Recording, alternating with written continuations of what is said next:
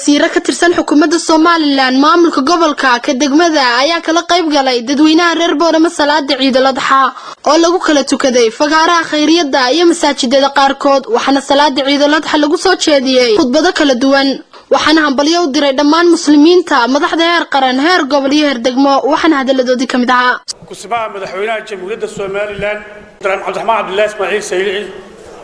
oo na soo diray oo maanta yiri ولا صور عيدا فرحة عيدا عيدا بالأحد ولا صور تكذب بورما ونمسك الجامعة ما تيجي بينه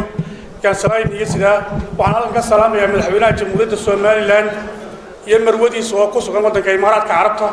وحجودها سلام يا ومدى الإسلام كعالم كملك استيجوجان وحنقار سلام يا مدى جمهورية الصوماليلاند بريوين وقرية مدحوينها جمهورية الصوماليلاند هي مدحوين كحجينك يقول ياشا يا شعب يا كسمها مدحوينها وحن كلون هل كسلام وقدرنا شعب رأي أو ضرورنا وحن لنا هاي إلى هاي عيد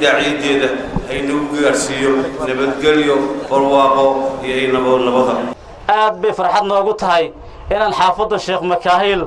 كلا السوق يبقى لنا أما إن كلا السوق يبقى عيد وين فرحت وين بينات هاي ونهانتي دقمة إن قاله inaan u tashanayno loo baahan yahay haddaan isku tashanana waxay noqonaysaa mid horumarkeedu khana qaado dhammaanba waxaan u hambalyeynaa ummadda muslimiintu meel kasta ay ku nooshahay waxaan leenahay ciid wanaagsan ku ciida khaasadan waxaan halkan hambalyo uga diraynaa ummadda jamhuuriyadda Soomaaliland kun walaal Soomaali oo dhanba maanta waxaan ku hambalyeynaa ciida Ilaahay inoo jideeyay inuu Ilaahay nagu gaarsiiyo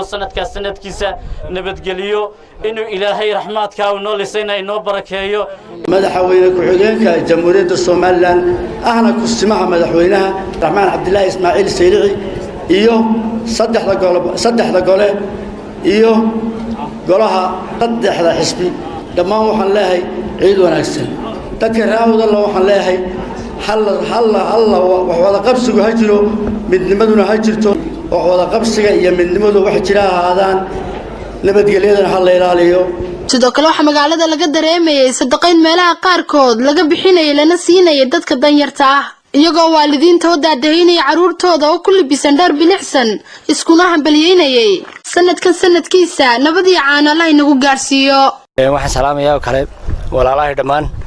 waxaan leeyahay ciid mubaarak dadweynaha ku dhaqan degmada Boorama iyo gobolka Awdal